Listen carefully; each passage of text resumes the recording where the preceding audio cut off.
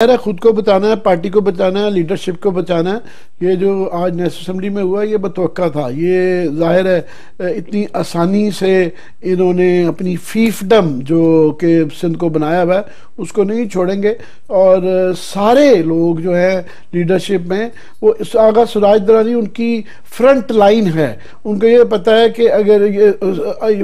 Front line کو بچانے کے لیے وہ سیکنڈ ڈیفنس لائن بلکہ وہ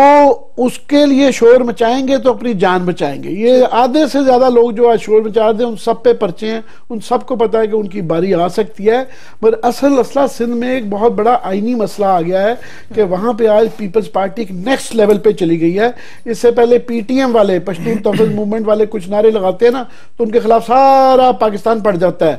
آج وہاں نعرہ لگوایا گیا کہ یہ جو نائب زردی ہے اس کے پیچھے وردی ہے۔ یہ اوپر یہ ہمارے پروڈیوسر صاحب ہم دکھا نہیں رہے ہیں اس کے اندر جس طرح کے نعرے لگائے ہیں۔ تو پیپلز پارٹی آج بلیک میلنگ کے ایک دوسرے لیول پہ چلی گئی ہے کہ پہلے انہوں نے یہ چیزیں پاسبل نہیں تھی، اور نیب کے پاس کیونکہ وہاں پہ پروونشل گورنمنٹ پیپلز پارٹی کے ہے، چیف منسٹر خود ایکیوزڈ ہیں، تو ظاہر ہے انہوں نے اسلام آباد سے گرفتار کیا، اور ان کے پاس وہاں پہ فورس پولیس تو ہے نہیں تھی، ظاہر ہے رینجرز کو استعمال کیا، تو اس کو انہوں نے سارا وردی کے پیرائے میں کر دیا ہے۔ اب سوال وہاں پہ جو اٹھتے ہیں سب سے پہلے کہ یہ جو شور مچایا گیا، اور میرا پروڈیوسر صاحب وہ دکھائیں گے کل رات سے سلسلہ جو جاری تھا کہ تمام آدھی کیبنٹ اور ایڈوائزر اور پیپلز پارٹی کے M P A M N A, یہ سینیٹر سعید غنی صاحب خود موجود تھے وہاں، کس طرح گھر کا کرتے رہے اور یہ عدالتی کاروائی میں رخنا ڈالتے رہے کہ وہاں پہ جو کیا گیا تھا ان کو ریسٹ جو کیا گیا تھا آغا سراج درانی صاحب کو، ان کے ٹوٹل ہم ریپیٹ کر دیتے ہیں، ہم کیونکہ سارے لوگ یہ ان کی گرفتاری کا تو دے رہے ہیں، ہم مقابل میں